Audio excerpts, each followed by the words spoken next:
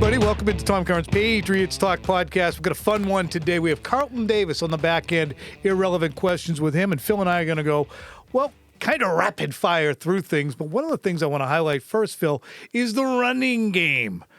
And in doing so, here's Mike Vrabel talking about what the Patriots need to accomplish as they go to this game against the Saints, trying to validate a little bit their win over Buffalo. It has to be better at the line of scrimmage, at the second level, and then continue to try to finish to break some of these. And we've had some good runs. It's just not enough of them, not enough, double-digit runs, that help your average. So again, I think that, we got to stop talking about being one guy away or one block away. And I think that was a big theme from last week, and that'll have to fix. Phil, what is so amiss with this running game? Michael Felger criticized Josh McDaniels' plan last week a little bit and said, what the hell? They didn't make any yards until the second half when May started to do things on his own. Why were they running? They're running because they should be able to run. It was the 31st ranked run defense. They should have been able to make hay there. Why are they not effective yet? This is now several weeks where they've gone against run defenses that are not anybody's idea of elite. Right. Raiders were that way, Steelers were that way, and now the Bills, and they really just haven't been able to do anything consistently. And I'm writing about this for NBC Sports Boston.com, and had a chance to talk to linemen, backs as well, and they do feel like they're getting close. But I understand Vrabel's sentiment, which is we can't just keep telling ourselves that we're close and not actually produce good runs or a consistent running game in general. We have to actually execute. So for Morgan Moses, it's focusing on making sure they get up to the second level, that linebacker level. So it's good to take care of your guys at the line of scrimmage, but if you're working on that double team, make sure you get off and you can get to that second guy so you can give those running backs even a little bit more space. Garrett Bradbury feels as though there are 4-yard runs that could be 8-yard runs, and there are 2- and 3-yard runs that could be 5-yard runs that they all see on tape week after week, and they're not impossible corrections to make, but there are corrections to make. And I did ask him the one thing having to deal with McDaniels, just really quickly, Tom.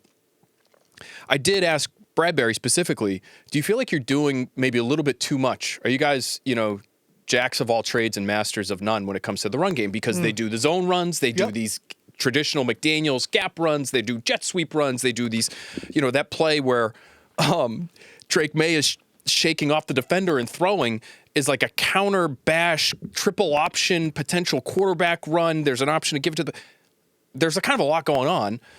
And he said, no, he likes the variety. He thinks they can execute all of those things. It is just a matter of a little detail here or there. But now it's 5 weeks of them really not being able to do a whole lot. So do you pound your head against the wall when you and Carolina would have been a great game to get right in the running game and get a whole crap load of reps. And they had some success in that game, but they were just efficient. They scored on the specialty teams, which kind of changed the geometry of the game. I've been a big geometry guy this week, talking about geometry. Anyway, do you just bang your head against the wall and say we're not going to leave the stadium until we got 10 first downs on the ground? No, I hate that idea. But I do think you do have to commit to it to some degree. It has to remain a part of what you do. It'll always be a part of what McDaniels wants to do when he's talking about marrying the run game to the pass game and making sure that, they can keep defenses off balance in that way. And I think it helps your quarterback if and when you can run, right? That's one of the things that's made Drake May's start to the season maybe even more impressive than the box score statistics would suggest, and those have been very impressive, is that he's doing all of this without a real threat of the run. Now, one theory that I have when it comes to why they can't run and how Drake May might be able to help them is the way they're being played, according to some of the advanced statistics, is that teams are loading the box against them, meaning they're willing to sell out to stop the run because, and this is my theory, they don't respect what's on the outside for the Patriots. So are they playing a lot of, as the Patriots would do under Bill, single high safety, Devin McCourty on the lighthouse, rotating a safety into the box and saying, who's going to run past us here? Definitely. And I've talked to backs about this, and they say, that newfangled too high safety defense that's taken the league by storm, we don't see a whole heck of a lot of that. They see a lot of bodies within 7 yards of the line of scrimmage, and that to me is limiting what they can do on the ground, because one of the interesting numbers that's come to pass through these first 5 weeks for the Patriots run game is that the offensive line is actually creating space. They're right in the middle of the pack of the league when it comes to yards before contact. So the running backs actually get a little bit of a runway. It's not like they're last in the league like a lot of the other categories when it comes to their run game. So they're getting some initial room to run, but with the extra safety in the box, or maybe it's a linebacker that wouldn't otherwise be there. Once you get to the second level, that's really where you've got no shot. There's just too many bodies floating around. The way Drake May can help this is if he continues to be as effective as he's been attacking that single coverage on the outside, because that safety on the lighthouse thing, that usually means one-on-one on the outside. Mm-hmm. And the reason teams are willing to do that is because they look at the Patriots receivers and they say, we can handle these guys one-on-one on the outside. I don't know because I haven't gone back and looked at it, but when Diggs is able to make a 33-yard catch down the sideline and the safety is arriving at that point late, he was probably playing single high.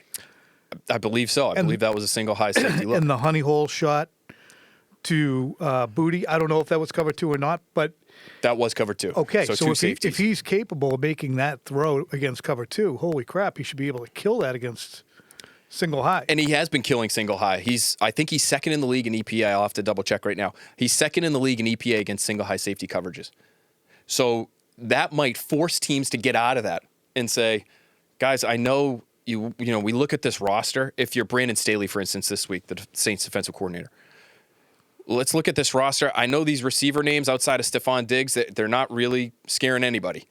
But this quarterback is so damn good against single high safety coverage, we're going to have to play these guys like they're a little bit better than they actually are. And so we're going to play our 2 high safety structures. And we're going to make sure that we take these things away from Drake May. And will that force or will that allow the Patriots' run game to be a little bit more efficient? It might, but that's a trade-off that we're willing to make. That might start happening as we get to the middle part of the season, the end of the season, if Drake May can continue to play as well as he's played. All right. Let's move off the X's and O's for a minute and move on to the feels. Patriots having won against Buffalo and now 3-2. They have a schedule in front of them that is a golden pathway to the playoffs. It is by far the easiest schedule in the NFL, a .330 winning percentage for the remaining teams. The only team close to them in winning percentage is one that I continue to look at out of the corner of my eye and say, that's an interesting team. That's the Denver Broncos. Very interesting team. Very much. I could see the Broncos. Let's not get too far afield. But I could see the Broncos and Patriots being spending 5 or 6 years eyeing each other. I don't know if they're eyeing each other at the top, but those could be 2 ascendant teams in the American Football Conference. But before that happens, the Patriots need to go to New Orleans, take care of some business against the Saints. And the Saints aren't looking at the Patriots, as I've said before, and going, oh, my God, what do we do with these guys? Despite the win on Sunday night, the Patriots still can be had if they're not on their stuff. Here's Mike Vrabel talking about moving on. We have a job to do. It's the same every week. We try to think that if we are consistent each and every week, and I think it allows us to, get past some of those things. We're disappointed after we lost, disappointed after, happy when we won, disappointed when we lost. And, I think we've responded, and, we'll have to, make sure that we're doing everything that we possibly can to prepare to go on and handle another tough environment. Phil, people are looking at the Saints like they're, living in a trailer park, and the Patriots have suddenly, moved into the ritzy side of town. Right. Patriots have been over there, too, in the not-too-distant past. Their mail is still getting delivered over there. So let's not pretend that the Patriots can't go down to New Orleans and make a plethora of mistakes and walk out of there with a loss. I will not pretend that can't happen. That could certainly happen. You're 100% right. I think how they handle this success is the most interesting aspect of this game, because this is a team they should beat. They should, even though they, were in that trailer park not too long ago. Mm-hmm. But they should win. They're facing a quarterback in Spencer Rattler, who's really nobody's idea of a franchise guy, unless he can suddenly flip it on here. They just drafted a second-round quarterback because they don't believe he's the franchise guy. And you're seeing a defense that is one of the worst in the league at getting after the quarterback. So if you don't have a ton of faith in your quarterback and you didn't can't... they have 5 sacks last week, or did they get sacked 5 times? Did I read my game book wrong? Their pressure rate is second to last in the NFL. Instead of asking, why don't I look at my own damn computer? If they have Play the 5 Jeopardy sacks music. last week, and they still have the second lowest pressure rate in football, it tells you how bad they were through the first 4 weeks of the season. Let me get my game book. The Saints are also a team that saw the Giants turn it over 5 times the other day, and I believe the Saints scored a total of 6 points off of those 5 turnovers. Okay, maybe it was turnovers, not sacks. Not the sign of a great football team. So you should win this game. The way you don't win this game if you're the Patriots is if you shoot yourself. Idiot! They sacked him once for 3 yards. Must have been the 5 turnovers. There was a 5 in there somewhere. They You also had it. ran, the Scatterbows also ran 29 times for 136 yards on them. 55 on 7 for Jack Dart. But Saw Scatterbo just lay a ferocious lead block on. Is it Carlton Davis? No. He's on Irrelevant Questions. Oh gosh. Yeah, I saw that. Granderson. And then he helped him up. And then he helped him up, and then was Carl didn't appreciate that at all. That was even worse than getting Tyrone Lute Yeah. in the Iverson. Yeah. I mean, getting helped up by Scatterbo. Folks, if you can find it, just Google Scatterbo pancake block, and then he just rototills this guy, defensive end, man, much bigger than him. It's a giant. Then he helps him up, and he's pissed about getting helped up. Get out of here, you little 6'5", shit. 260, Carl Granderson. You little shit. But, okay, so not 5 sacks. Long Tom. story short, Idiot. Tom, the only way they can screw this up is if they screw it up. So don't screw it up. And that's all every game that they've lost this year. So Mm-hmm. they should be 6-0 after this game, but they're not going to be. Fair. If they're going to be 6-0, if they're going to be 10-3, which in a vacuum they could and should be able to attain, in a vacuum, and the games are not played in a vacuum because that would suck. Get it? But if that's going to happen and they're going to continue to be a good team, they really need continuity for the young quarterback. Now, with Drake May, the Patriots have labored to make him the most safe, secure nest that they possibly can. They are the ultimate. Well, I watched March of the Penguins, and I watched what the Penguins went through in trying to take care of their baby penguins and the eggs and everything. Yeah. And the Real grind, right? Patriots have gone to that extent with their quarterback here. They haven't exposed him to the ills, to the freezing cold, to the seals that would eat his egg before he hatched. You don't think so? I don't know why this is the second time. Earlier in the week, it was the clean underwear. I apologize, everyone. Let me just make the point. The Patriots labored in the offseason to make sure that everything was perfect for Drake May. From we want to get the right guys around him, to the people they drafted, to the people they said they weren't going to draft. They eventually moved off some of the wideouts and said, all right, well, we'll take Steph Diggs and hopefully it'll work out, which has been working great. But if it's going to continue to work great, they kind of need Josh McDaniels to stick around. And Andrew Callahan asked Josh McDaniels about his future here in New England on Thursday. John, you guys do a lot about Drake, obviously, impact on the offense, his development. But for you personally, and I know this sounds probably wildly premature, but would you understand how bright his future is? Be content coaching him here for the rest of your career? Or do you hope to someday, somewhere, be a head coach again? I love living in New England. It's the short of it. No, hey, look, I just try to focus on now. Really enjoying coaching for Mike and the staff and the guys we have here in this organization. And I would be surprising if I moved my kids out of Westwood. So come hell or high water. I don't know if I'll be here or not, but that is what it is. Phil, this is really important because we're going to do a credit pie on pregame live Sunday. That's right. Between noon and 1. And I have been a big proponent of the credit pie. If you can make a case for the biggest slice belonging to May or McDaniels or the offensive line collective or Vrabel. But those are your 4 options, in my estimation. But McDaniels, I wouldn't have a hard time explaining that he has unlocked May. May has done the rest. But in opening the cage, giving him some advice and saying, go do these things, he's really unlocked them. Yeah, I don't disagree with you. I always err towards crediting the player the most. Fair. But here's how I see Josh McDaniels' impact being made already. Because to me, it's interesting. I didn't view their biggest win of the season, their win last week in Buffalo, as a scheme-beating scheme sort of situation. So what McDaniels does get credit for, though, in that game are some of the finer details of playing the position that I thought May got right. The little throwaways. Even when they look kind of scary, I know it freaks people out when you just do it like that. That is technically a pass attempt, and he knows it.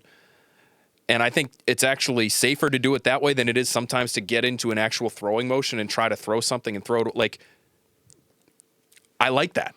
And I think that is part of what McDaniels is teaching him right now when it comes to taking care of the football. Didn't May run to the sideline last year and then try and fit one in and get it picked off? Because he was going to throw it out of bounds and he just went... There is one that looked like it should have been a throwaway, and then he just didn't get enough on it. I remember him talking about that at some point last year. I can't remember which game that was. But a clean game and understanding clock management at the end. I think a lot of that is Vrabel and big picture coaching, but a lot of that is the guy who works with him the most, and probably some of the things that he's saying to Drake May in his ear in real time in that final 2-minute drive. There was a play after the booty throw. They ended up getting a little bit more yardage for Borregales before the kick on a run by Ramondre Stevenson. And if you watch that play, he is communicating separately to basically every position group right before the ball is snapped. There's no hand signals. There's no alert. I think I want to ask him this week if I can get him off to the side. I think he basically changed. It was like a traditional audible. Like this was not something that was called in the huddle, but he saw something, he organized it, and they picked up 4 or 5 yards. That, to me, is some of the stuff that McDaniels gets real credit for. And then the schematic stuff we've seen work over the course of time. I just didn't think Sunday was like the shining example of McDaniels' scheme and May coming together and being dynamite. Do you look at this Patriots team now as we look at the records around the AFC?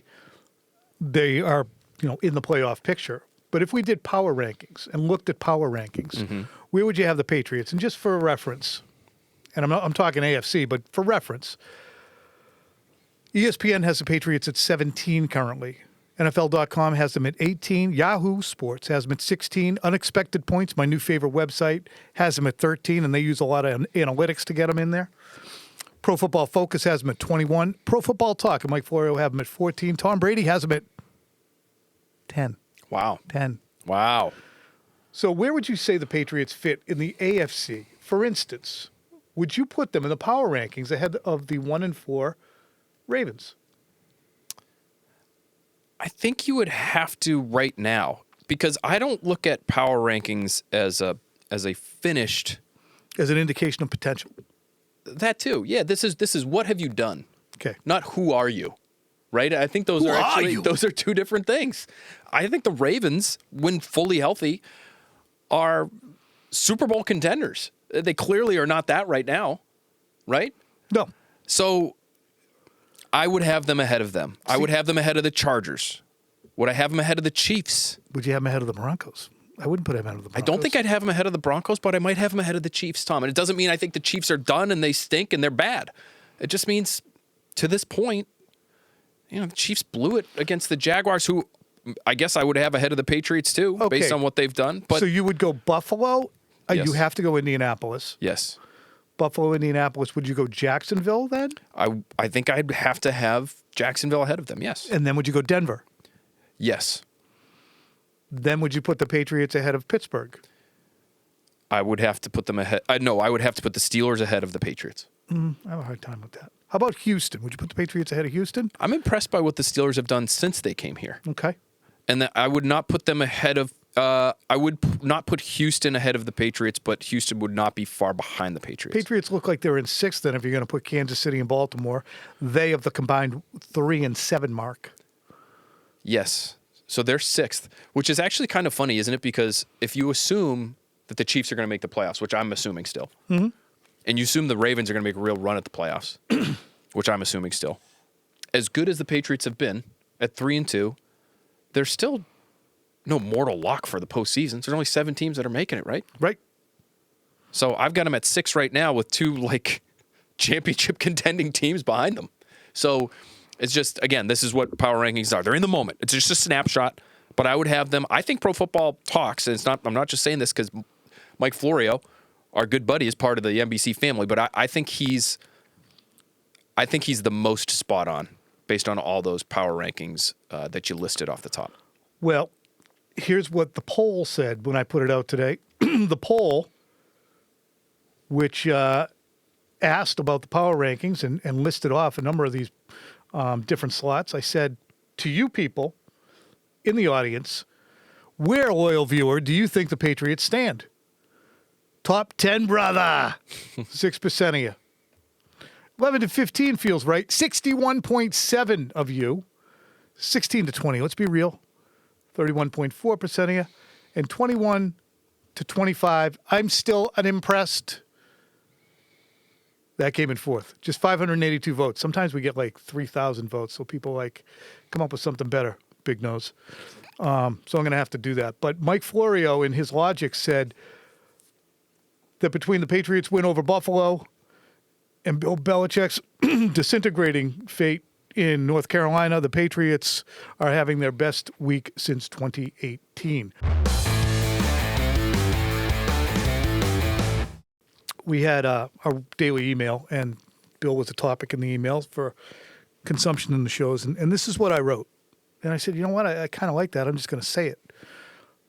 Because I've resisted the notion that UNC would be more than a scratch on the door to Bill's legacy. However, the spectacular, unhinged, catastrophic, humiliating, soup to nuts, it just keeps getting worse nature of it, playing out so fast and in such a glaring spotlight, has completely changed my mind. I thought it would be a lackluster coda to his career, and I said that on our shows. I said because he doesn't have the intensity and the drive anymore, and he serves more masters than just trying to win football games, he's not going to tear it up down there. It's going to be ho-hum, yawn, 7-7, 8-6, whatever the hell they go in college, and make it on his way. I never dreamed every angle of it would be so bad. So now, it's not just a scratch on the door. I look at it, and the car looks like it's barely drivable. It looks awful. It's a bigger dent to Bill's legacy than I anticipated. And that's a shame because you'd rather have it be like Willie Mays playing for the Mets or O.J. Simpson playing for the Niners or Shaq playing for the Wizards. Cavs, Celtics, Celtics. Suns. But no.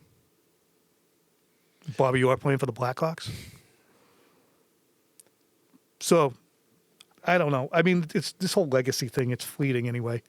It is, although I said this last night on TV. Let me know what you think about this. I think locally, I hesitate to say this just because the parting of the ways with Brady Brady just has so decisively won, right? When you're talking about those two guys, that locally, I think there are more people who doubt Bill Belichick's coaching acumen here now than there were prior to that, obviously. But I think locally, for the most part, people will still always look at Bill Belichick as the greatest NFL head coach of all time. I think nationally, this is hurting him more in terms of his legacy.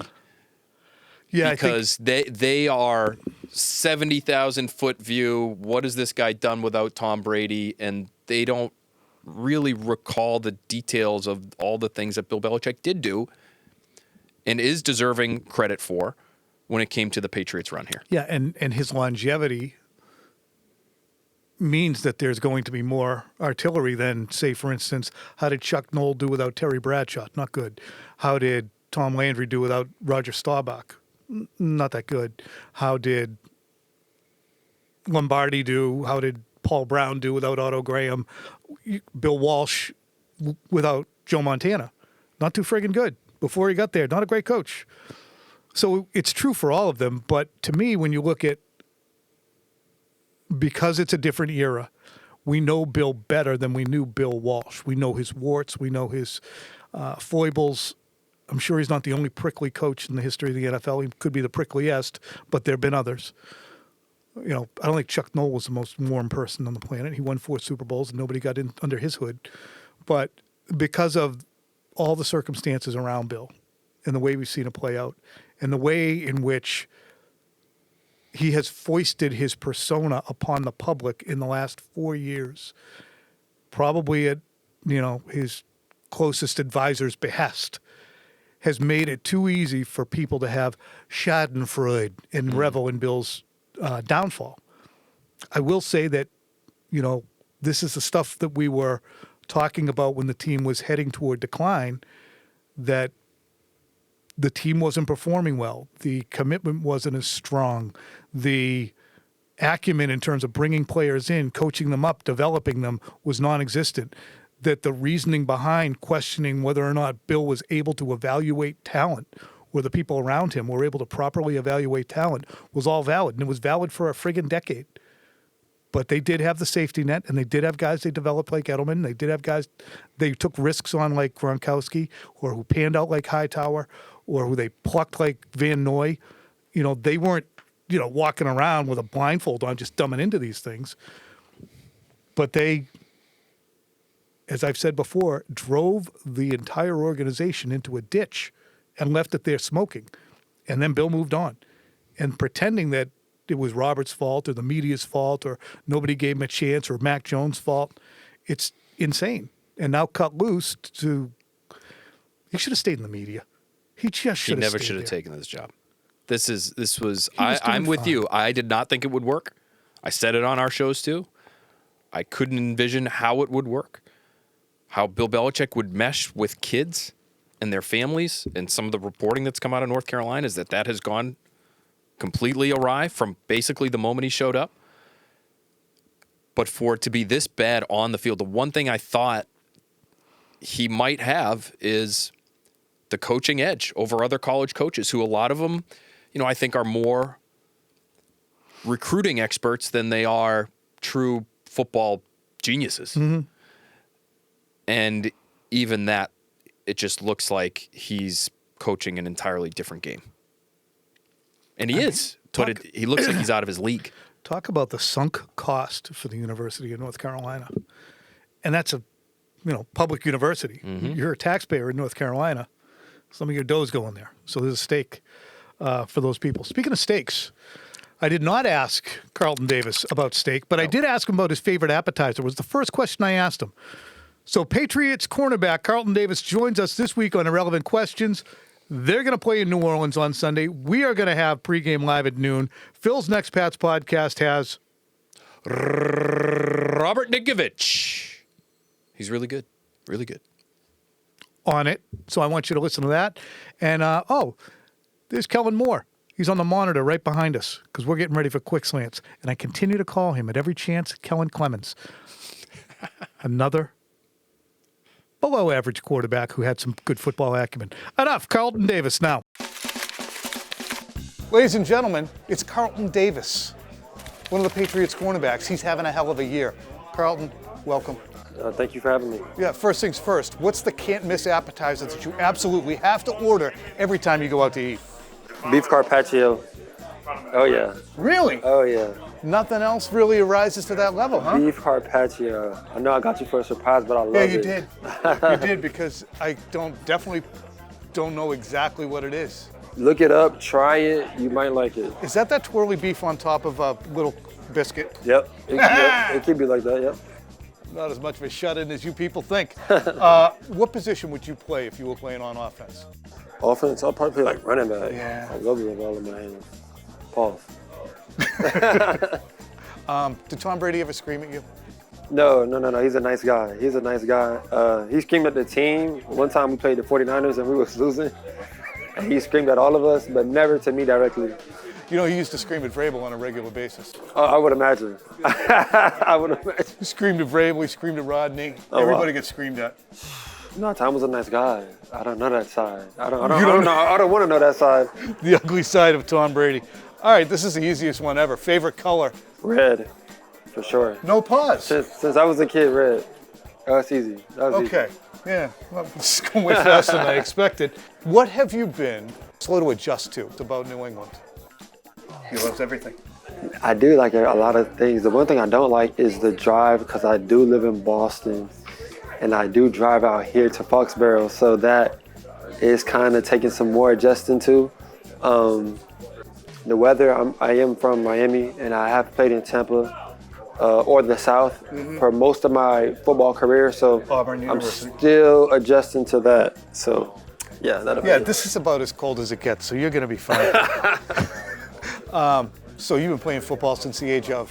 5. All right, what was the favorite touchdown you ever scored? And you can have multiples, because I said we went real Yeah. quick on color. There was one touchdown. I was like in Pee Wee. I was like a little Pee Wee, and I had came late to the game. I think I missed like the whole first half. First time I got the ball, I scored. Second time I got the ball, I scored. Third time I got the ball, scored. So that was probably one of my favorite games of all time. It's the fastest kid on earth. This is a relevant question I have for you. You were with Detroit. Terrell Williams was coached there, came here to be your DC. I'm sure he had a great influence on you coming here as well. What are your thoughts on Terrell right now as he tries to get better from his physical challenge? Man, my prayers are with him and his family. He's been such a great guy for me, even in getting me here and giving me this opportunity to play for him and Coach Vrabel, and just have a chance to mesh with these guys. So, man, I owe him a lot. He's believed in me, since I met him back in Detroit, and he watched me play, and he had a closer look at what type of player I am, and I'm forever grateful to him. So I hope that he's healing and taking his time to just relax and be with his family and just get himself right. We echo that too at NBC Sports Boston, all the media too. So get well soon, Terrell. And I have this question. I was just talking to Jared Wilson about this.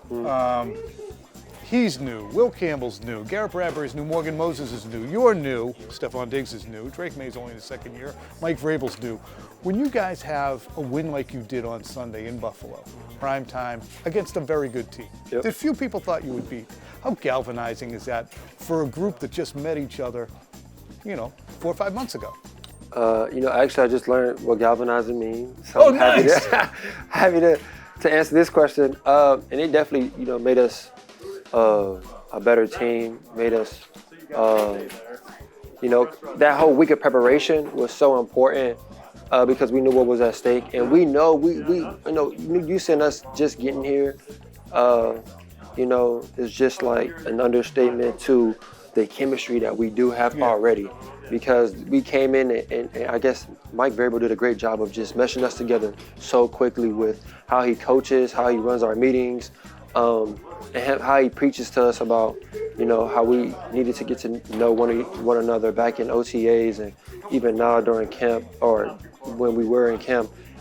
We was doing a lot of meshing and understanding each other. He had us go up there and talk about our lives, so we got a good glimpse of who we were preparing for war with when we got a chance to talk about our lives and everything we had been through. So that win this past Sunday just kind of speaks to all the work and all the effort we've been putting into this entire offseason.